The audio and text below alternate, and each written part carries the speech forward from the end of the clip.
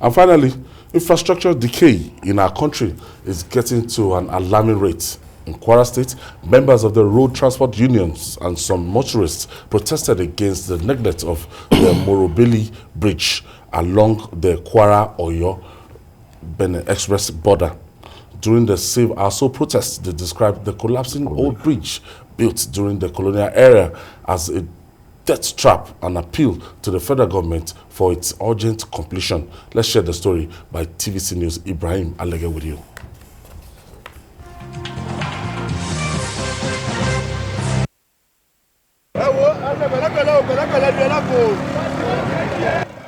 The Moro Bridge along Ilorin-Igbeti Road is one of the major bridges along Kwara-Oyo-Benin Republic border. Thousands of motorists ply the bridge daily. The bridge was constructed during the Colonial era and renovated in 1981. Today, the bridge is on the verge of collapse.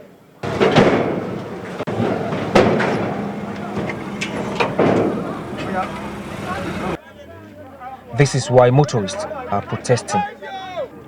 This imposes a lot of hardship on the people, and especially the transport workers and farmers who are in the majority here. Belkis Siddiq passes through the bridge every day.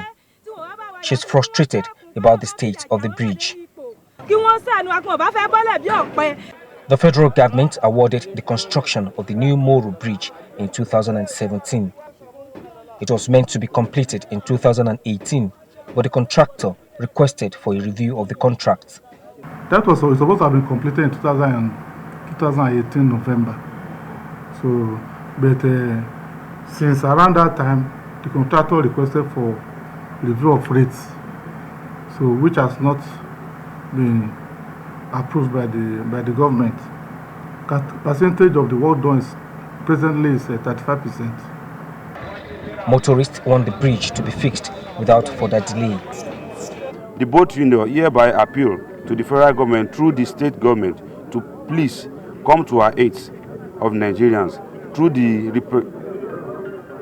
reparation of this Moro Bridge and Ohan Bridge. We appeal to the Honorable Minister to save our souls by directing the contractor to go back to south, to go back to site without further delay. Our people are suffering, our businesses are collapsing. We beg the minister to come to our rescue now. This indeed is the true definition of death trap. Any little mistake on this bridge, one may find himself under the bridge, and this can actually lead to death. This explains why motorists along this axis are calling on the federal government to expedite action on the alternative route that the federal government is working on. Ibrahim Alige, TVC News, Ilorin.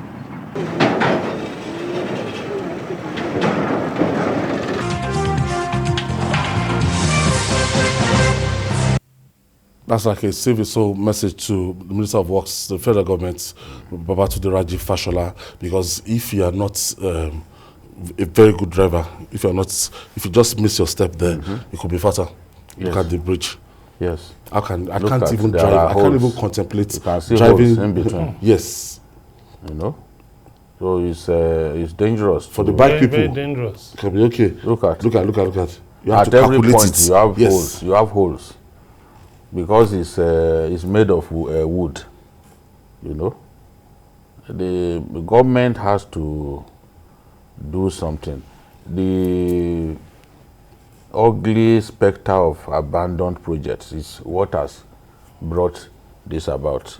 Because if a contract that was awarded in 2017, by now they should have been done and dusted. Doubled. You know, it should have been done and dusted if they continued with the work. And if the contractor is asking for variation of the contract, it is normal. Everyone knows the value of our currency in 2017 and compared to what we have today. Yes. After all, even Dangote, you know how much he sells a bag of cement now? Selling for 4,600.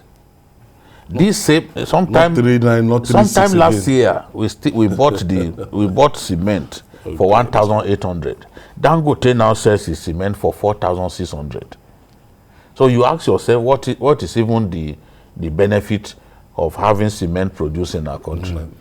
If it can be going up like this. And those who make blocks, these vibration blocks, they are selling 9-inch block for 350 naira, just one.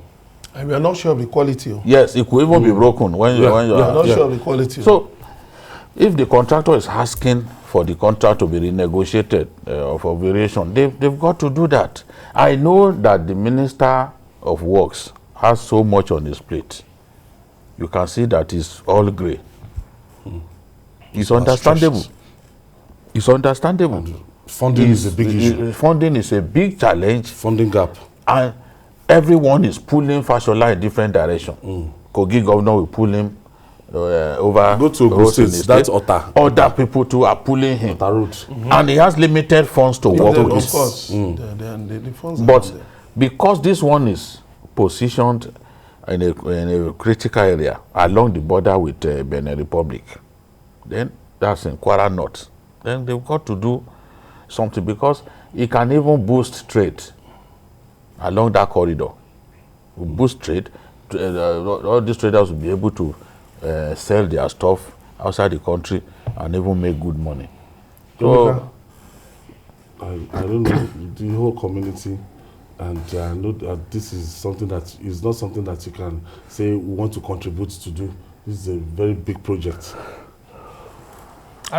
I don't think the bridge should be shut down, because there is nothing holding it up in the middle. I mean, the reporter said it was rehabilitated sometime in the 80s. I wonder, what was it that maybe the wooden railings were replaced with metal? I mean, because and look at the floorboards. They are just coming apart. So definitely trucks cannot run through this bridge. So that means they are going through another route. So why not just take people through that, shut this bridge? Let the state government shut down this bridge.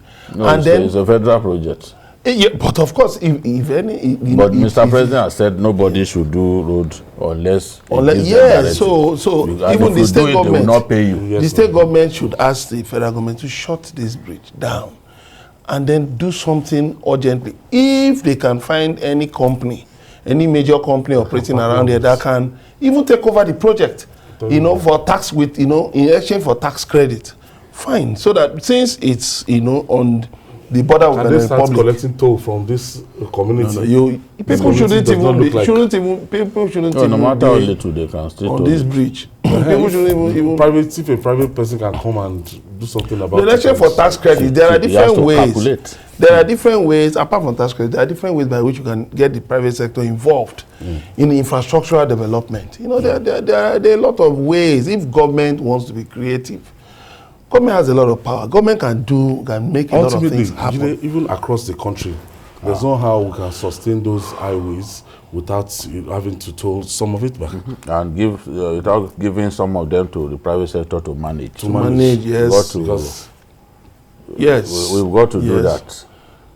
People go abroad, they pay for these things, and they come to Nigeria to complain that no, you cannot. Where will government find the money?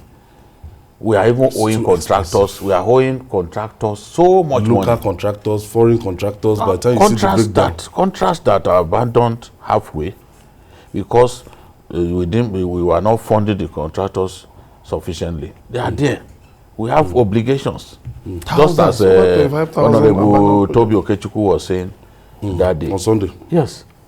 So we have no choice but to get the private sector involved in the management of some of these highways, and they will put way bridges, they will put tolls, like all those trailers, carrying